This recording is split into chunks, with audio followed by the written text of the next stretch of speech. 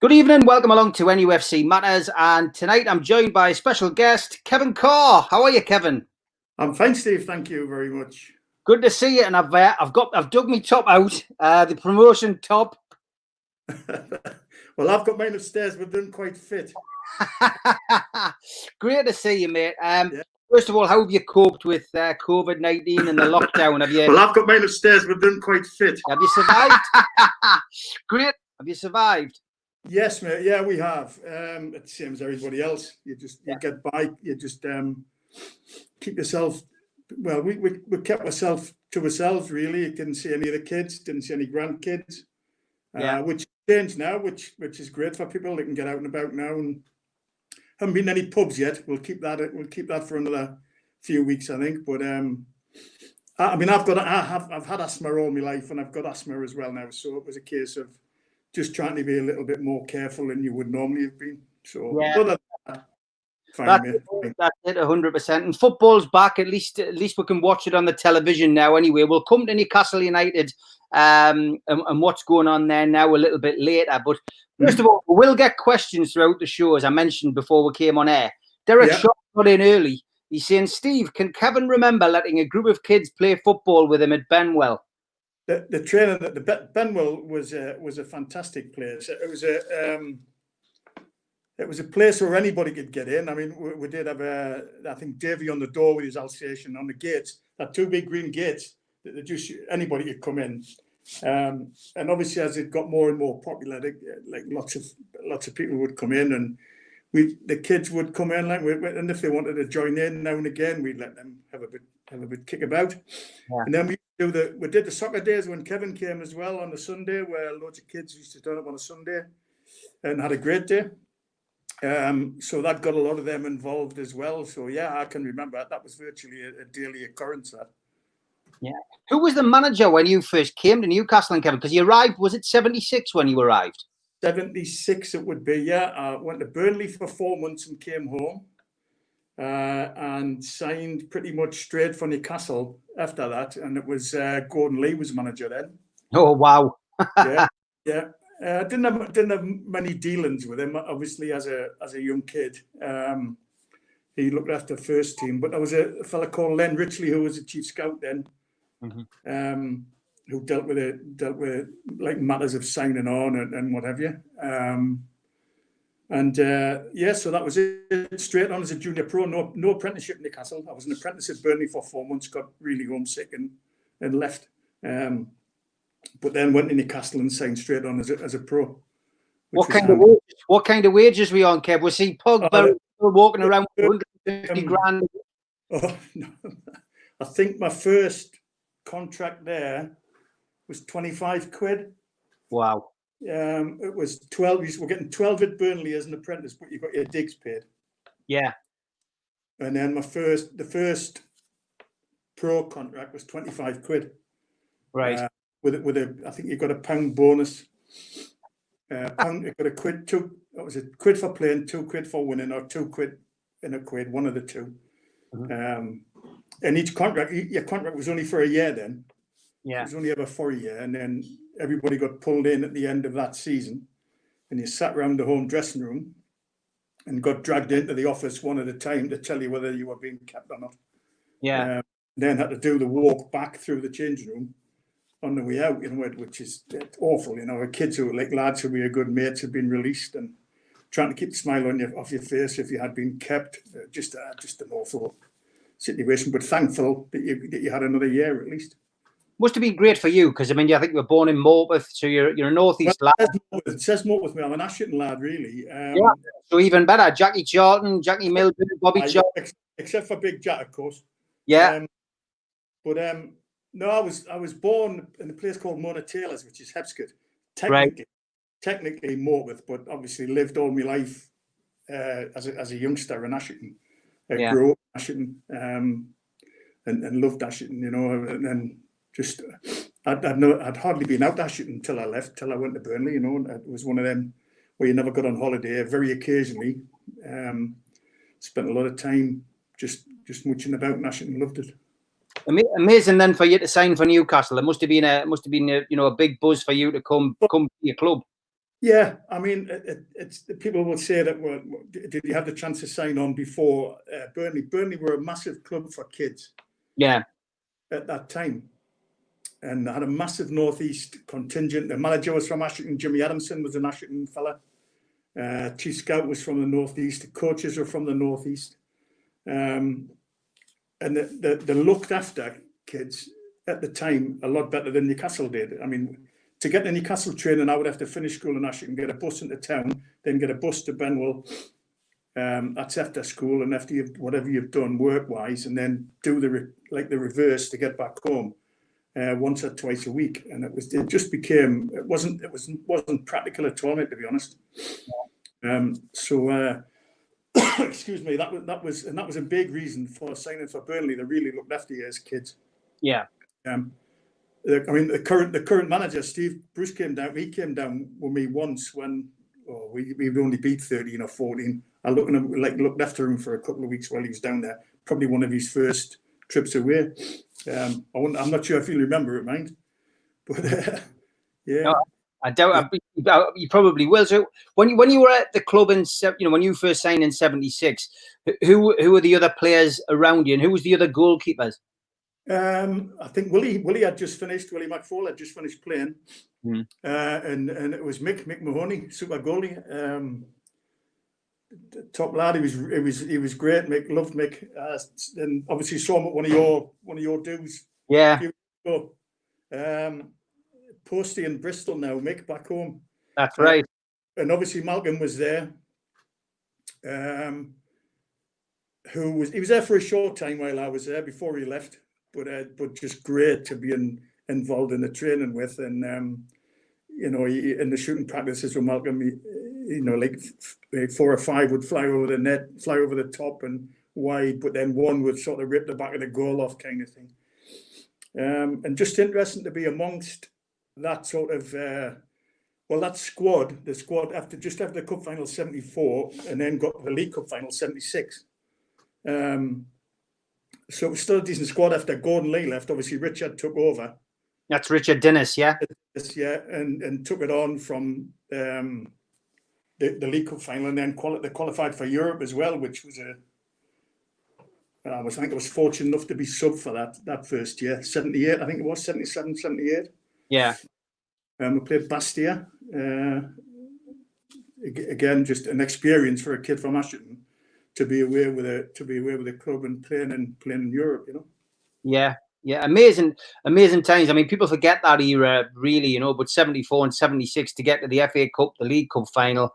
But obviously, we didn't turn up at the FA Cup final for whatever reason. And 76, we got hit with a sucker punch, really. But yeah, amazing. Gordon Lee gets a lot of criticism, and I had Gordon up for a talk in Kevin a few years ago. And to be honest, I found him a really nice guy. And what I found with him, he's never changed his philosophy, Kevin. He still sticks by that he was right, Amazing, really, when you listen to him. I'm sure he will. I mean, the decisions he would make, and especially with Malcolm. Malcolm's the big one that everybody talks about. Yeah. Was that Tommy Dixon? Tommy Dixon just being on there. No, Tom Dixon from Dunstan. He comes to a lot of Dunstan games. He's one of our regular watchers. Yeah, but I thought that was live, Tommy. Aye. Gordon Lee. No, he was fine and fair enough for me, to be honest. In the little bit dealings we had with him, bit quirky in his methods, and he's winter weather training involved. There's like strange shuttles. We used to go to Wall's End Boys Club or train a lot in the gym at Wall's End, and do daft races where you had to draw clocks and put 3 o'clock in the time, and he would give you, he'd win a box of Mars bars and stuff, and just kids games, really. Yeah. So again, not on the obviously you had that chat with him, and he will stick by his decisions. I'm sure he will. And it was a long time ago, though, wasn't it? You're looking back to. Yeah. But I'm sure Malcolm's the big one that he either people didn't like him for at all. Yeah, that's right. So what was Richard Dennis like as a manager? Very much in the same vein. It was a bit of that was the sort of time that was described as a sort of player power time, you know, where the players seemed they were accused of taking advantage and having more say than the manager would at the time, because they had some bright lads there and some clever lads, both on the pitch, good players, but off it as well, very bright and very intelligent, and they would have an idea of how the team should play and wanted to play. And I think Dick was put into this unfortunate position, having taken the job when Gordon left, to be still left with the same players and didn't have, you know, much of a say in it from his point. And until he left, that's when things changed. When Bill McGarry came in, because he just thought, well, that's all going to stop now. Then people that thought were running the club will not be anymore. We'll get rid of them, and he did.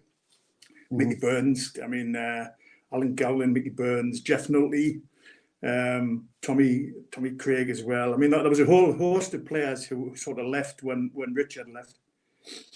But even saying that, during that time with Gordon Lee and with Richard after that, there was still a little bit of success, you know.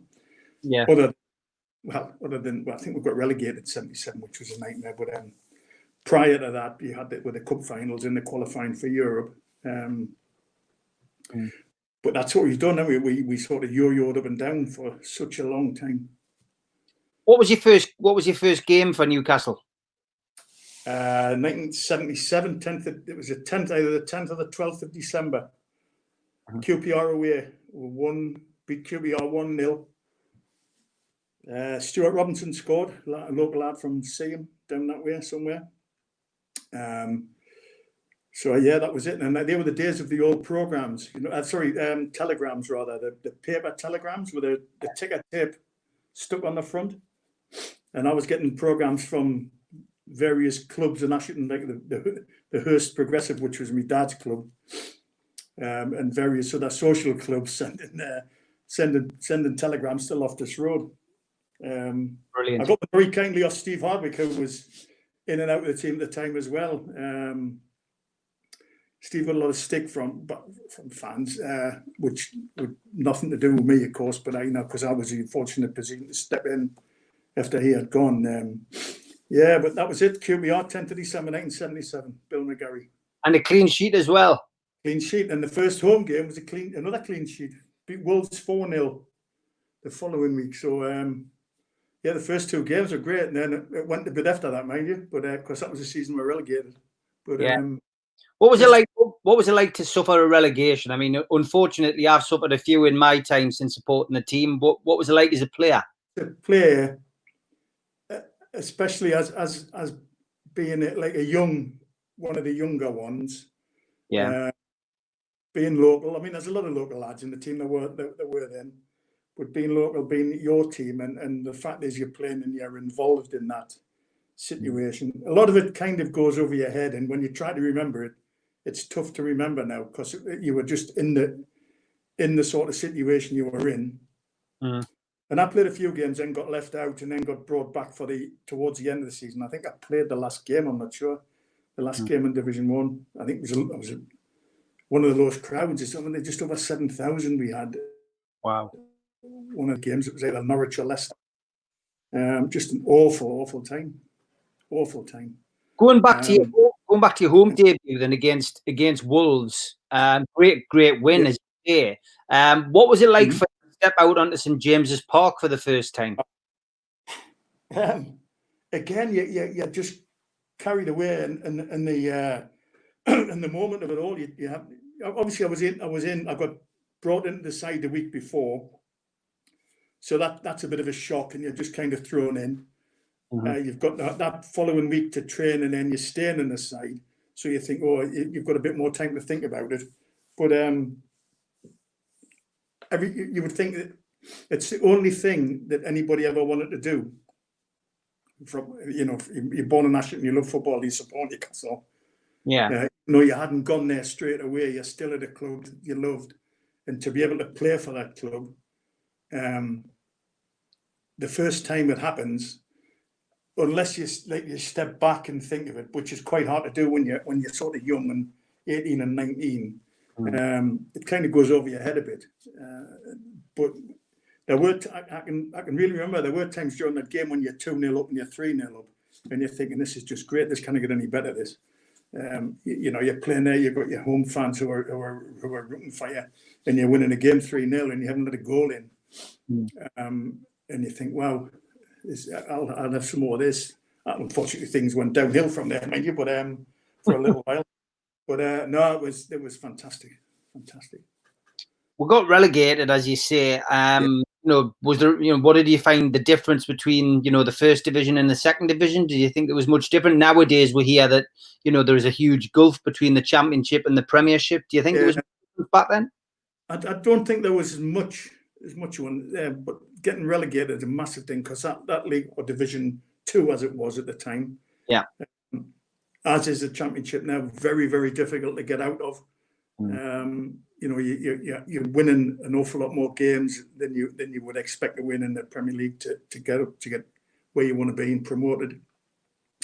But standards were really good then, because you had your first team who would play against the first team from somewhere else, but then your reserve team would play the opposite fixture. So if you played Liverpool at home, for example, the reserves would play Liverpool away. So that sort of devolved into the second division as well. They had reasonably big sides in the second division, Leeds and Middlesbrough, but you would play the corresponding fixture against real good players at the time. So the standard, there wasn't such a gulf between, like there is maybe now, where you're signing players and bringing people in, and especially foreign players. We didn't have any foreign players in the side until probably 80, maybe 79, 80, 81. So you had good quality opposition to play against, whether you played in first team or reserves.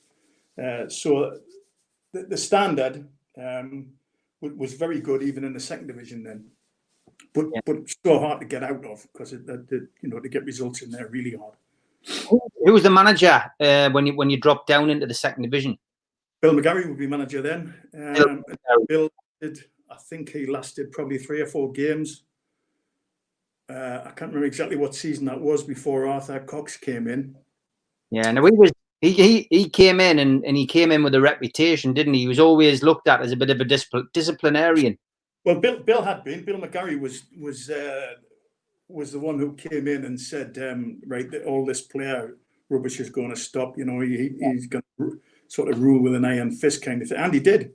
And that it kind of scared one or two. And I first want to say it had an effect on me because the way he behaved and the way he went on with senior players, he went on the same way with like the juniors and people who had just got in the side, and it was especially in goal where you need a bit of confidence, and it's when you're being hammered all the time, it's not easy like that. So in that respect, when Arthur came in, it wasn't so bad. Yeah. And he came in with and he said, clean slate, everybody starts from fresh, which helped me a great deal. And he obviously saw something in me, and he used to spend a lot of time with the keepers then. Even though Willie was a coach, Willie McFall was on the coaching staff. Arthur used to spend a lot of time with the keepers. And I was fortunate enough to get back in 80s, early, I think it was 80, 81. And play a lot of games, in the side during those 2 seasons. Coming up to 1982, and Newcastle United was about to change for the better. We'd had a few years in the doldrums after getting relegated to the Championship, and then suddenly, as often remembered on Auf Wiedersehen, Pet, the headline was in the newspapers, "Where in heaven we've got Kevin," and Arthur Cox and Stan Seymour and the board had managed to pull off one of the biggest coups in Newcastle United's history by signing Kevin Keegan. Yeah, that's right. Well, we, as you say, we'd had them a couple of years where Arthur was in charge. I think we finished sort of mid-table one year. We were a very defensive side. Didn't concede a lot of goals. I think that's where I got my sort of clean sheet record that one of them years, which is still on the ghost. I think it was 6. Wow. It's still there. Still a record. So in that case, you know, to play like that, if we went 1-0 up, we'd win a game, and we drew a lot of. I think our top scorer that year was Bobby Shinton, who got 7. You know, so that's your top scorer getting 7 goals. Still more than Joe Linton. Well, yeah, up to now, aye. He's not a centre forward, though, is he? We'll come to that. Yeah. But then when you hear this, you know, like the rumours that you hear of everybody, like everybody else. Yeah. And I think when we were in Madeira when he signed, we had gone off on a pre-season trip, and Coxey wasn't on. He didn't come along, so you think that's definitely something going on. And obviously the tail when he signed with, I think it was Coxey and Stan, a lad called David Hogg, who was a commercial manager then, and the commercial director from Newcastle Breweries, who were tipping up money to pay towards sort of Kevin, well, I think paying off his wage or whatever it was they were paying. Yeah. So they had a viable interest in it, and they all went down to London to meet Kevin to sign him. Coxey split his pants, I think, from one side to the next as he got on the train. The chairman forgot his bottom set of teeth. So I don't know who did the talking, but it wouldn't have been Stan. But he ended up signing, and we were in Managerial, played our last game. But that's an unfortunate one for me, but that's where I went through the glass window. What happened there? Well, it was we were due to play. We played 2 games. We were due to come home on the Thursday, and on the Wednesday night, we had another game, and it was we had trained in the morning, gone back to our rooms, and they were just the room, as you can imagine, it's a hotel, like a holiday hotel, with a balcony and a big glass patio doors, and I'd just gone out onto a balcony. And I think we had some kid hanging on there, whatever. But I'd gone out one way, instead of turning back and to the left and through the open door, turned the other way and just went towards the door and kicked the glass in the bottom. And the bottom came out, and the top bit came down like a guillotine and just sliced both tops of my arms. So ended up not in hospital, but there was a guy who stitched them up, did a great job. And that was on the Thursday, so consequently missed Kevin's first game on the Saturday. Wow. Which was a bit of a nightmare. And that was me off. I think Steve played in goal. Steve Harvick played until, I can't remember the game I came back. That was one of them was a Rotherham game, but I'm not sure if that was a year after. We saved the penalty. We won 5-1. That might have been the following season. Is that when Kevin scored 4 goals? Yes. That was the first season. That was 82, 83. Was that the first one? Yeah. Well, that would be my first game back after breaking arms, because I saved the penalty in that game as well. So right. Because I'd saved the penalty at Rotherham either a year or 2 years before that. In the last minute, we drew 0 each. And a lad called Tony Towner took it. But that season that Kevin scored 4 was Emlyn Hughes, was player manager there at Rotherham that year. Yeah. And he took the penalty, and that's one I saved. But but that was my first game back that season. The second season with Coxey and Kevin's first, but there were great times. It was completely changed from what we used to have. Attack it was, and if we scored more than them, that's it. We win the game, you know. Were you there that first? Obviously you didn't play, but were you at the first game, QPR? Yeah. I mean, what was the atmosphere like? I mean, you'd been playing in front of low crowds, you'd suffered relegation, you played in front of one of the lowest crowds, 7,000, and then suddenly there's 36,000 standing there and bursting at the stage. You could have got another 36,000 in, and inevitable happened and got the win. Just almost wanted to cry because you weren't involved. It was just a mad day. You know, and to have played that game would have been a real, having played like most of the 2 seasons up to that, and I've done very well, you know, but and to have missed that was just an awful time. But in saying that, when you're in amongst the atmosphere, it's just incredible. I don't think the club had seen anything like it at all. No, you know, we just didn't know what to expect. And for him to score that day was just like mad. You couldn't write it better. No. I mean, up front on that, well, on that season, we had Imre Varadi, didn't we? We had a Q&A on here a couple of days ago, me and a couple of the lads, and somebody was asking about underrated players, and Imre Varadi got chucked in, and he was a cracking player, wasn't he? Back in the day. Tons and tons of pace, but you know, and scored a lot of goals. But I think unfortunately he probably missed a few chances at the same time. You know, he would get himself into position because he was so quick and so fast that he would miss an odd chance, which I don't think he got some stick for. But at the end of it, he still scored a lot of goals for Newcastle, and it was a great pal. Ray was he was funny lad. I remember what was one of his tales? I think we would sit on a bus and he'd play cards, and we'd just watch him play cards, and he'd lose money every time. Keegan and McDermott used to wipe the floor with him every trip, and he would just sit there. It's like tripping his money away.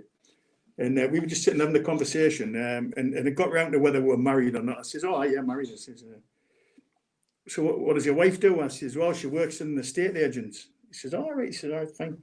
He said, "Well, you'll be okay for your holidays then." I went, right, okay. So you got.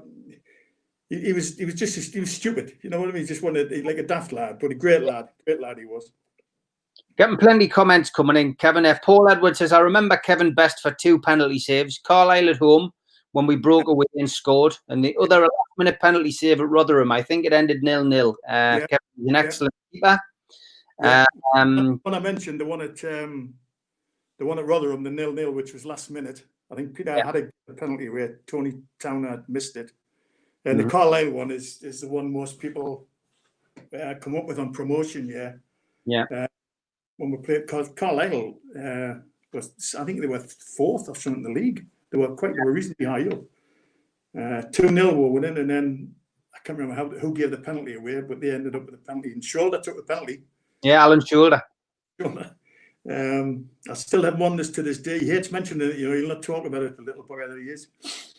And then literally straight up the field. So from being 2-0, could have been 2-1 to 3-0. Game's finished, and that more or less sort of sealed the promotion for us that year. I think it was a bank holiday Monday. Yeah, it was. It was towards the end of the season. Fantastic. Yeah. We'll come to the promotion season a little bit. I'll get through a few of these comments. Jason Carter said, "Good evening from Stuttgart in Germany. Great guest, Steve. Kevin Carr, one of the greatest keepers for Newcastle." Well, thank you for that. Lee Thompson says, "Evening, fellas. Which player do you think was underrated during your time at the club, Kevin?" Oh, that's a tough one. Because we were a lot of us lads weren't signed. You know, there were a lot of local lads. A lot of local lads playing. You've just mentioned one, like Imre was. I think Imre was underrated. Again, he scored a lot of goals. Maybe not get the credit that he deserved for it. Who got mentioned the other night? David McCreary. A lot of people, and John Anderson, two stalwarts at the club. Kenny Wharton as well was mentioned as underrated in your era. Yeah, very much so. Kenny. I mean, David and John were both like seasoned internationals. They were international players. So on the underrated side, you know, these are international class quality players you're talking about. Kenny was just he was 100% at Kenny. You would just rely on him, literally 100% every single game. Would run through brick walls, even the size of him. But we had some good lads in the team then. You know, like Wes used to play. Bruce Halliday played, quite a bit. Saunders, yeah. Dick Barton before that. A lot of lads in the team who like gelled quite well together. And before Kevin came, this is what I'm on about now. But Kevin came and you had signed Terry came, Davy Mack, Glenn, Davy Mills signed, John Trubick had signed by then, who was in the side. So there was a lot of players brought in then once Kevin had signed. So as far as underrated goes, I think prior to that, the ones who were mentioned there, but certainly stalwarts would be Davy Mack, like he'd just sit in there all day and win tackles and win balls, and again John Anderson, same as Kenny. You could put them both in the side, and Jeff Clark centre back. Yeah. just quiet, unassuming until the time came that he had to do a job and did it. Yeah, all fitted inside. Great stuff. Barry Hogan says, I hated Martin Thomas. Sorry, Mark. Because it felt like he pushed you out of the club when you were a much better keeper. Did you feel like you were pushed out? We got on great, still do. Haven't spoken to him a few years, but we looked very much alike at the time. We went on it was an end of season tour to Japan, I think, one year, and we're live on the TV and games, and then they would put Japan Cup. That was one. We won it. Trophies we did win it. Yeah. It was like a giant blue pot you could pee in. Classic. I've raved about that for years to Sunderland fans. Oh God, we won it. But they used to have my name on the team sheet, and Martin would be playing, and vice versa. Like when he was playing with my name, it was just crackers. Yeah. But he's a good lad, Martin. It was it's a good battle to have if you got two lads who are both going for it, which we were, and I was fortunate enough to get in for our promotion, and then played at Leeds that first game and broke my arm in that game, and then came back halfway through that season again. So both of Kevin's first seasons, like missed the first game by a day, his first game. Played the second season, the first game at Leeds, and broke my arm, but that's just how it is. And then Martin played quite a bit after that. So, yeah. Jason Carter says, we won the Japan Cup, and people moan say we never win anything. Yeah, exactly. We did win it. John Allen says, David McCreary and Ando would only be on the pitch 5 minutes these days with the rules, but they were very good players. Yeah, well, they could tackle now. You kind of tackle now. At least you could then. And you didn't have the TV coverage, and you haven't got people coming at you from like 15 different angles for every pass and every tackle that's made on a pitch. You kind of have contact now. It's something. It's just awful to watch, It is, yeah. No, you're right. You're right. Jeff asked a question here, Kevin. What's it like to have an own goal put past you? There haven't been many. I can't remember it. If anybody can remember it in Newcastle, I can't remember any in Newcastle. Right. I can remember one after I left Newcastle playing for Carlisle, and he's my best mate here, and he lives in Bedlington now where we live. I just played golf with him, a lad called Paul Haig. We both played for Carlisle, and he put a screamer past me for, I can't remember where we were playing. I think it was Wrexham or something, and we still spoke after that, which was quite fortunate, because he blamed me and I blamed him, of course. But at Newcastle, I can't remember. Anybody out there remembers an own goal? I certainly can't. But I remember when I wasn't playing. I remember who got the classic own goal. Was it Graham Oates? Graham Oates from the halfway line or something. It was a header. Or it was an incredible own goal. Like Glenn Keeley, one of the two. One of them.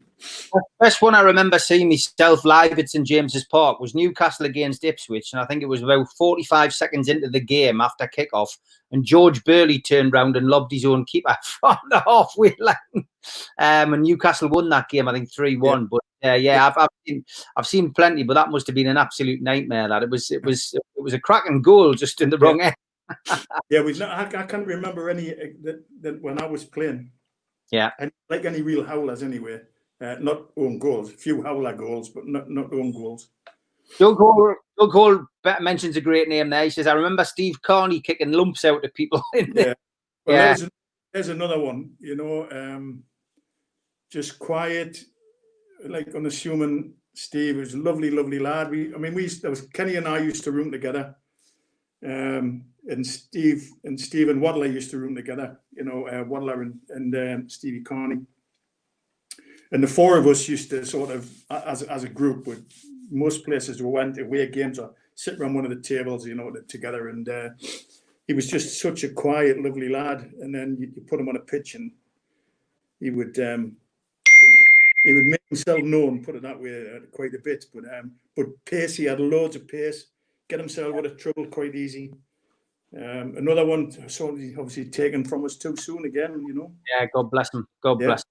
Tom Slick says, I played against John Anderson. He was playing at the Burn Up on a Sunday morning. I remember him playing in the Sunday leagues. I came from him back in my time. Tom says, thanks for these shows. They're great. It's good to hear real stories from the lads. It would be great to hear from Peter Beardsley. I have asked him. Unfortunately, Peter's not too keen at this moment in time to come on. Just Alan says, evening, gents. Does Kevin remember how Keegan was received in the dressing room? Was there any jealousy regarding his wages, etc.? There was always that rumour that he was on a wage and he was on a percentage of the gate, Kevin. Yeah.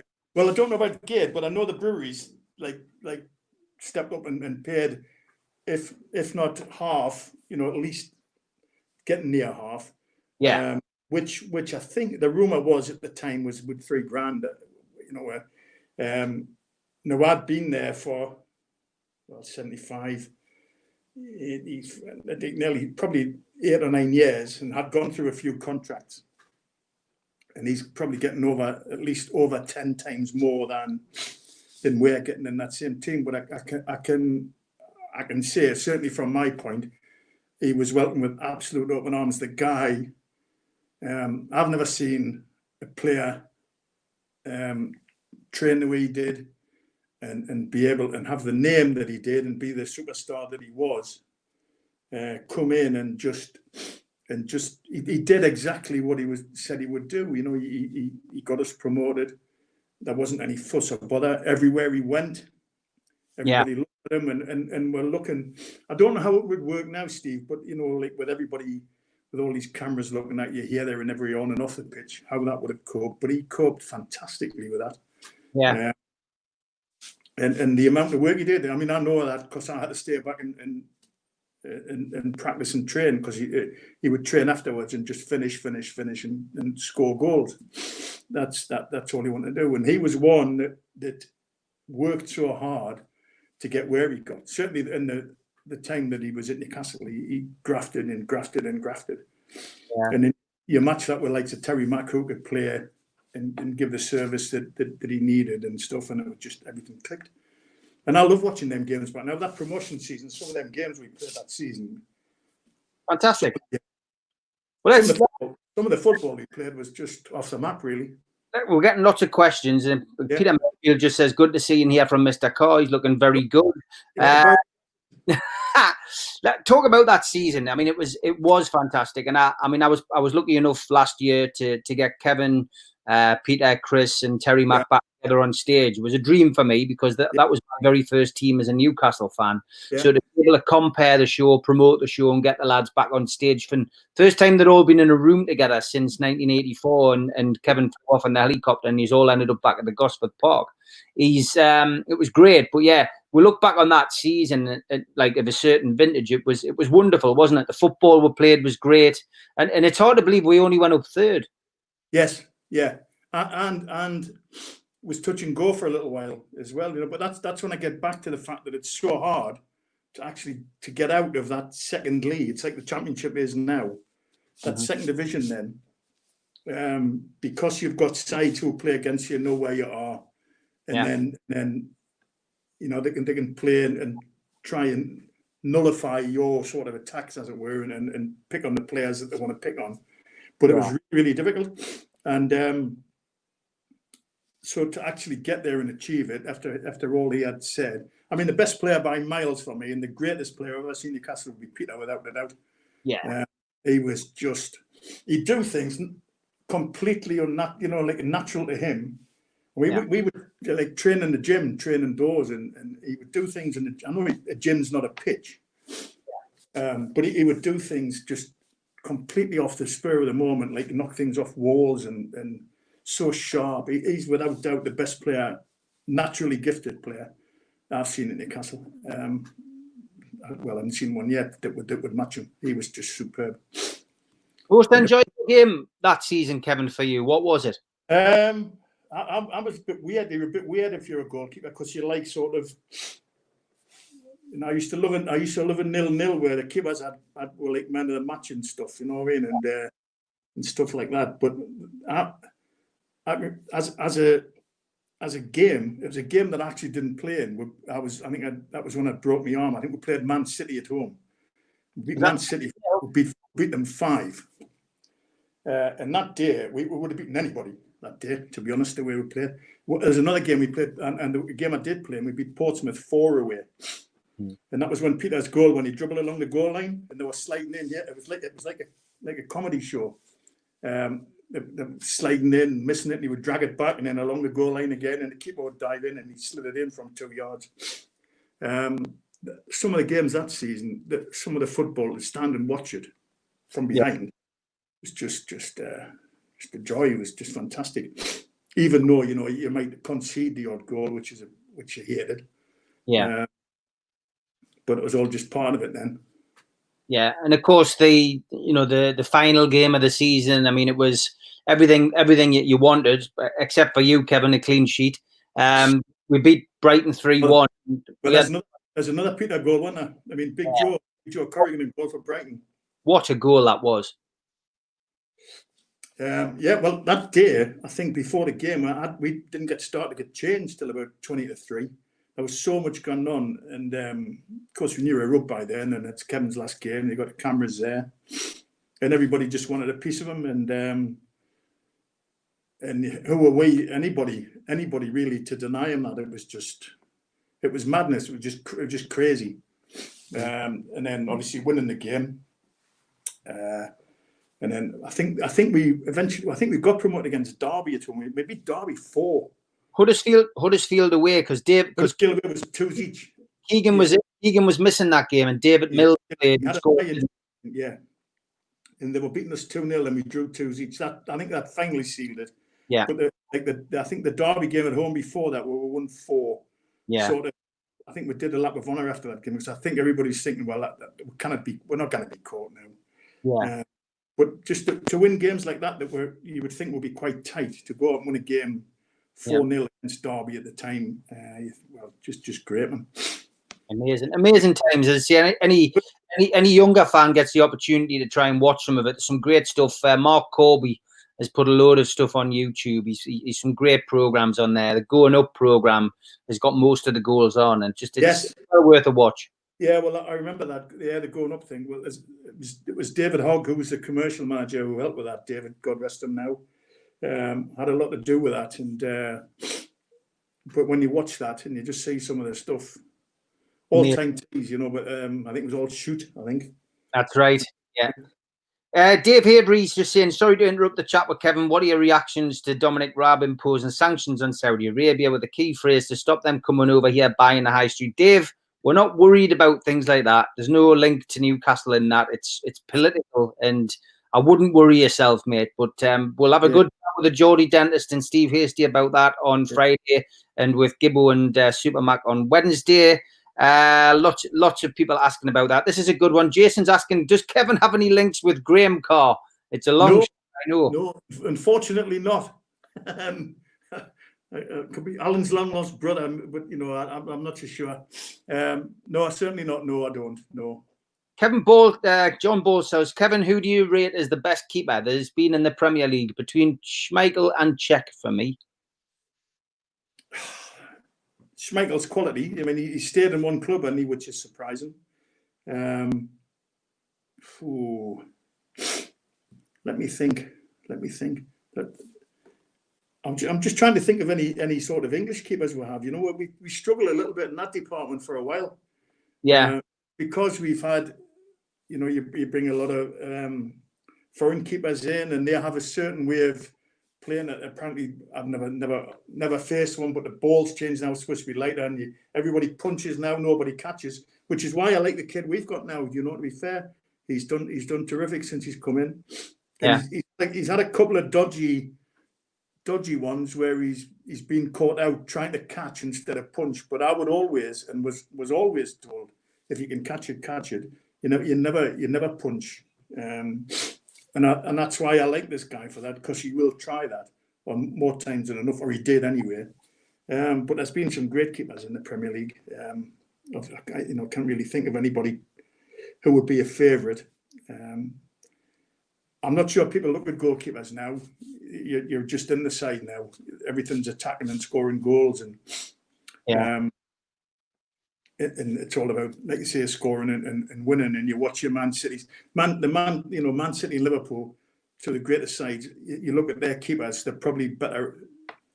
They're as good of an outfield player as some of their defenders would be. which is how you've got to be now. Yeah. Be able to kick with both. I would hate to have tried to kick my right foot to get us out of trouble. If somebody back passed to me and I had to clear my right foot. My left foot was great. I had the second best left foot in the club after Terry Hibbert for a while. Yeah. But not on the right foot. So there's so much more to have to do now. You're involved as a player. You've got to sweep up and you kick with both feet. You play with both feet and you join in. And I think they brought that to the game. The lads have brought that in, which is great. But so I haven't really got a favourite. Paul Edwards says Keeley versus Leeds. I think he's referring to the goal. That'll be the own goal. That'll be the own goal. Yeah, John Brownlee. He reckons Derek Sharp reckons John Brownlee was an underrated player. Chris Collins says it's fantastic listening to the tales from Kevin and some of the other ex-players talking like normal blokes, unlike some of the modern era prima donnas. He said these lads are legends. Jeff Carter says Newcastle have always had good keepers. Jason Carter says, did Kevin have a friendly rivalry with Chris Turner from Sunderland? From that lot of... we would meet occasionally. It used to be a television thing where Tank Tees would get all three together from each club. And it was before Chris, but it would be Barry Siddle played for Sunderland then, and obviously Jim Platt played at Middlesbrough, and they'd get us all together occasionally just to talk about what was happening. But Chris, obviously at Sunderland, played against them quite a few times. Sheffield, I think, as well. Yeah. And then he went on to do very well at Hartlepool and was chief executive there for a while. I'm not sure how he's doing with that now. But nice lad, lovely lad. They were all good kids, really.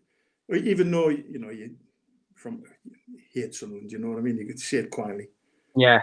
But when you're a pro and when you're a pro and they're pros, there's a healthy respect, just for the lads themselves, not necessarily who they represent. Yeah. Jeff Carter says, thanks for the promotion, Kevin. Having to watch Newcastle on Match of the Day caused no end of grief with the ex. John Justice Allen says it was criminal that we could have built a team around Peter Beardsley, Chris Waddle and Paul Gascoigne. Must be one of the biggest cases of stupidity by any football club. We were that ranks as one of the most disappointing days I've had ever. When I found out that Arthur had left, and it was shortly after we got promoted that season, and it was again there were rumours and phone calls that you get to say that look, he's gone. Yeah. And then he eventually did, and you think so from being way up here after getting promoted, you're back down on the bottom again, and that's simply because he'd asked for, he wanted to carry on what Kevin had done. He wanted to take this on more and get on to the next step, and sort of secure our position in a first division then. Yeah. But it gets back to what I said earlier on about us being like up and down, and once they get a bit of success, they weren't keen to build on it and wouldn't put the money in to support it. But so when he actually left, and that was the reason he left, because they wouldn't back him and they wouldn't give him, the money he deserved and wanted to take it on. Mark Corby says, I'm sure that Kevin's his last game was at Everton in January '85, which was a 4-0 defeat. He says, you lost your place to Martin Thomas. Did you feel Jack Charlton's decision was rash, or were you expecting it? Not expecting it. There's ways you do things. Playing in goal is a big confidence thing. And if you're having and I wasn't having the best. I mean, maybe it's not having the best at times, but I wasn't having a nightmare by any stretch of the imagination. I think the month I was left out, I was player of the month. Used to do an Evening Chronicle player of the month thing where you had to get off and have a lunch with supporters and stuff, which was great. But I think the month I was left out, it was really just around about the time that my eldest was born. And he was born in January, and we had some games cancelled, and they decided they were going to take off to Spain for a daft week. Yeah. And I just said, look, I'm not going. My wife's not well, and I'd rather just stay at home. And I think that was looked on. When I think about it, when I look back on it a lot of times, and I think that's part of one of the reasons. that he took a bit of a dislike to it. I mean, you miss games a drop of a hat now, you know what I mean? But you know, like the budgie dies, you're off you go. Like nothing. You know, that was. But I decided I wouldn't go on that. It was just a trip where you played the waiters and probably went on a drink for 3 nights. So, and I think that's what kicked it off, and obviously that led to getting the free transfer at the end. We've got Confession Corner here from Davey Eddy. He says, my pal was a Sparky and did some work at St James's. He pinched a pair of Kevin Silver shorts and he gave them to me. I had them for years. Right. Well, there must have been another player because I've got the originals upstairs. He goes, Lee says he can remember taking a pen at you, Kevin, at the Guidepost Middle School. He says, you're a nice bloke anyway. You let it in. Yeah. I'll just let them in.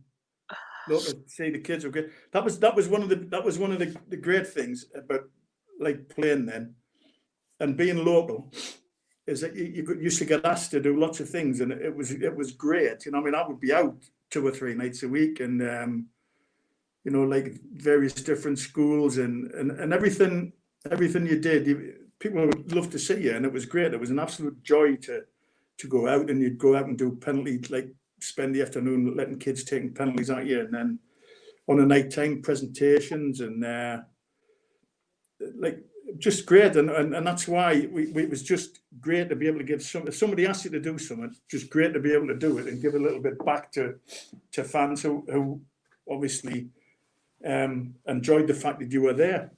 Yeah, it doesn't happen now. No. You know, you'd be lucky to get a hold of anybody at all now. I'm not saying that's their fault because it's just a different world, now. But I loved that. Couldn't get enough of it, you know. Dave asks, what does Kev feel about keepers' gloves these days and the false extensions in the fingers? Do you think keepers should be made to leave gloves in the dressing room? I didn't know about false extensions. It's so long since I've played with any on. Yeah. I mean, in the good old days, you had the old Peter Benetti cotton things, and as soon as you touched it once, when it was wet, that was your gloves and that. You had to take them off and put another pair on. And I used to get whiskey rubs when it was freezing. And you'd go through with 10 pairs in the first half and get in, and you couldn't feel your fingers. Yeah. So I can't remember, Willie would he'd give you like rub whiskey into your hands to try and warm them up, and then off you went again. But then we did have the era of having decent gloves, and they were great, absolutely fantastic. Had to look after them more then because you obviously haven't. We eventually got a bit of a sponsor, so we'd get maybe a pair of gloves a month. So you had to make them last, you know. So you went into training where you had to look after them. But I haven't heard of them having extensions fitted. So you imagine there must be. I think they're very rigid now. Yeah. So if someone hits and they've got stuff to put on them there, but that'll compensate for the footballs now, I suppose, being light and flying all over the place, and not so easy to catch, maybe. Yeah. And then he says, Kev, do you still hear from Willie McFall? I loved watching him put you through your paces at Benwell. Yeah. Well, no, other than that night, that's the last time I've seen him. Yeah. I loved Willie. Was just again great for me. Obviously being a keeper, but he just had a very sympathetic air to him. Willie, he was great at the sort of man management side of it, and you know, he because he didn't have the tough decisions to make until he got the job. Yeah. As a coach, he was one of the ones who would put his arm around you and stuff. But he had being a keeper as well. I spent Arthur did a lot with the keepers, but obviously Willie did as well. And everybody used to be off on a Wednesday except me, and I'd go in and do an hour just with him in the gym. But I haven't seen him. Obviously that was quite a few years ago we did that as well, mate, I think. Yeah, well, Pavel was still here as well. God bless him. Yeah, goodness me, yeah. Adam Young says, does Kevin remember smashing me all around New Hartley one Saturday when he was opening the batting for Wallsend, I think it was. Oh, well, yeah, I remember I was a bit of I didn't have much finesse, shall we say. But I had a decent eye. So if it was there to hit, it got hit. Brilliant. But no, I loved cricket. Loved the game of cricket. Loved the game of rugby. Yeah. before I sort of signed for Newcastle. Played up in Ashton, unbeknownst to anyone at the club at the time, but we used to like a little game of rugby now and again for the vets. Good stuff. Tom Slick said, great stuff from you, Kevin. Thanks for your service. Great to hear a real, and dare I say it, old-fashioned pro. It's clear you remember your roots, and thumbs up to you. Thank you very much for that. Yeah, old-fashioned. That's very good. I like that. NUFC Clark, he says, what's your thoughts on today's Newcastle keepers? Well, I just mentioned it before. I think he's done terrific. Yeah, he's done terrific. Shame for the other lads as well, because I know Rob's left, or is about probably will leave. But again, another nice lad who spent a lot of time up this end of our neck of the woods. He played a lot of golf at the longest, and I think I'm sure he either played a bit of cricket or he got involved with the lads at Ashton Cricket Club. And Carl lives quite close as well, so we'd see him about. Again, another nice kid. So, but I think we're in a healthy position, and of course you've got young Woodman, who's not even featured, who was rumoured a few years ago to be the next sort of great keeper. Ben Gibson says, me and Kev's son had season tickets together growing up. I want everyone to know Kev is a great bloke, a top family man, and a great family friend. He bleeds black and white. I hope you and Karen are well, pal. That's good. Cheers, Ben, and you, son. Ben's dad and I worked together a lot in the police, and if there ever was anybody black and white, it would be Ben and his dad. And if he's watching, he'll know why. But yeah, but thanks for that, Ben. Very kind of you, son. Thank you. Harrison says, really great chat. Thanks, Kevin. Steve, Mark Corby sent another question in. He says, do you know how many penalties he actually saved, Kevin? He says he remembers Rotherham away 2 successive seasons, Carlisle at home. He says, are there any more penalties that you can recall? Yeah, well, I didn't know this until about 2 months ago when I got asked back to a game, and Paul Joanna, who does his stats programs, apparently I've got the post-war record for penalty saves. And I'm not sure how many it is. Right. 7. 7 or 8, I think. Yeah, it rings a bell. 7 or 8. I'll have to double check. I'll go through the records. I think that might be a post-war. He mentioned it. I don't know. It's a clean sheets, obviously. I know that one, but yeah. God, I mean, that record stood for the test of time. It's it's ongoing as well, which shows you. Tom sent a nice message in. Just massive kudos to me. Thank you very much for bringing the shows. They're great and a must watch. Thank you very much. Mark Corby got one more question from him. He said, obviously, you mentioned you went into the police force when you retired from football. He said, I've heard it reported that he was on duty the night Newcastle played Sunderland in the playoffs. If that is true, can you ask him what his feelings were? Could he really concentrate on his job knowing Newcastle had ballsed up promotion? Yeah, well, yeah, that's it. I remember the game because I was hell on, and obviously you're in the front of it, and you think, well, I must be able to peg a few red and whites. I'll leave the black and whites alone. Yeah, but we'll just get stuck into the red and whites. Oh yeah, definitely. But there was hell on that night. Yeah. But we did cobble up. I can't remember who scored that game. I can't remember who did. Was that Eric Gates scored and Gabbiadini scored. Yeah, that's right. Yeah, I was at both games. I was down the road. We got a 0-0 draw. Burridge got kicked in the head by Hardyman. You remember? But it was 0-0 down the road, and then we came back up here. We thought we'd won it, and we just got hit with a sucker punch. And what I always remember from that era is that the Chronicle that week were going on and on and on about the Forest FA Cup game when there'd been a pitch invasion. Yes, and subsequently. That night, as you'll remember only too well, there was a pitch invasion. I was in the Gallagher then. We were standing in the Gallagher. Couldn't do anything about it. Well, they're coming on, so they're coming on. I just felt if the Chronicle hadn't whipped it up as they had done, it probably wouldn't have even been in people's minds, But it was crazy that night. It was. Not to be honest. Crying, Yeah, they said they come on, they're going to come on, and it was you're not going to. You couldn't lock anybody up because they weren't. They were coming on the pitch, but so what? And a lot of them you cannot reason with, mind, but there you go. But that was one of them things. I worked a few games until I got, until I went sort of playing closest, which is obviously just after a couple of years. God, strange. Memories. memories. George Green says, hope you're keeping well, Kevin. The last time I saw you, you were on duty at the match. Yeah, that'll be right. Brent Gibson says, Carsey is the best keeper I ever worked with. Wish him well from Tell 2027. Yeah. You must know who that is. Good fencer and all, Terry. He puts up a mean fence. Last couple of questions. Jason Carter, what does Kevin think of the astronomical wages players are getting these days compared to his time playing? I mean, we mentioned before you were on a penance, really. Does it affect the players' mentality for the worse?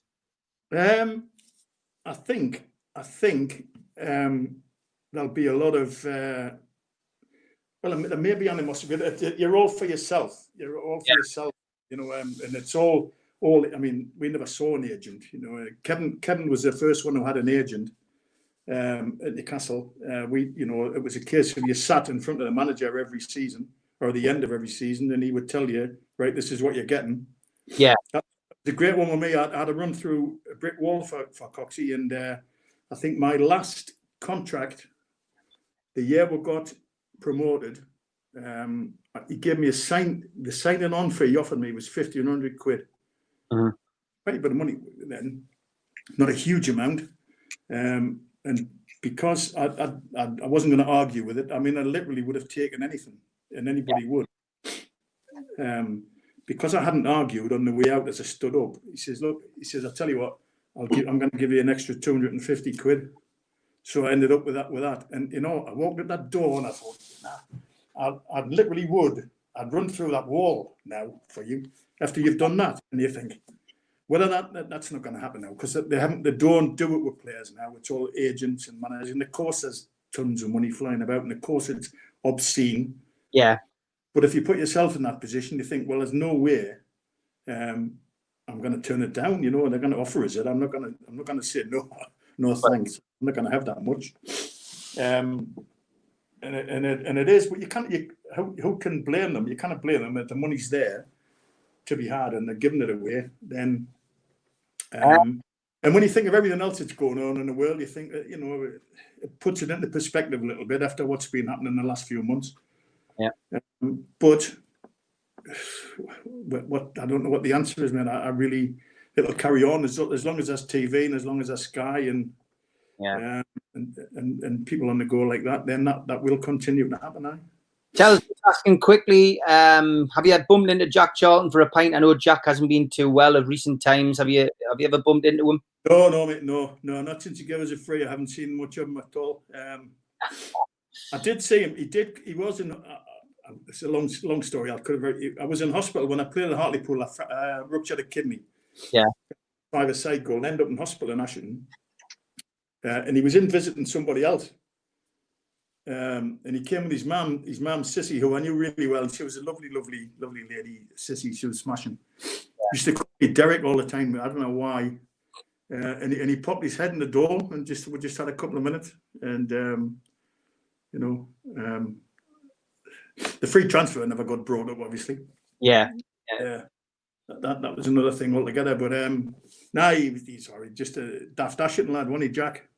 He was that. Well, listen, it's been an absolute pleasure. We've gone over time, Kevin. It's been that much of a good chat. Everyone seems to have enjoyed it. Thanks to everybody for sending the questions in. And have you got a last minute message for the Newcastle fans watching, mate? Well, I watched the game yesterday, and I thought I was really looking forward to it after the Bournemouth game. And we're kind of up and down, and but it must be strange for them you're playing in empty stadiums and you're playing 2 or 3 games in a week. So. I think we just keep the faith, and as well as we did, we'll keep the faith. This needs to get sorted out. All this carry on, this takeover, whether it's going to happen, whether it's not going to happen. There must be something going on. It's been going on for so long. Either they're looking for a reason not to have it done, or we just want it done. Really, it done. And try and move on, because until it either happens or it doesn't happen, we're going to be stuck in this situation whereby nobody knows. So, but we'll just keep on going like we have done for years and years and years and years. Whether we've got 350 million or whether we've got 20 million to spend, yeah, we'll still be there. Great stuff, Kevin. Absolute pleasure, mate. Thanks very much for your time. You stay safe. and love to the family, mate. Anytime, and yours, mate. Yes, thank you for that. Take care, mate. Bye-bye. Thanks, now.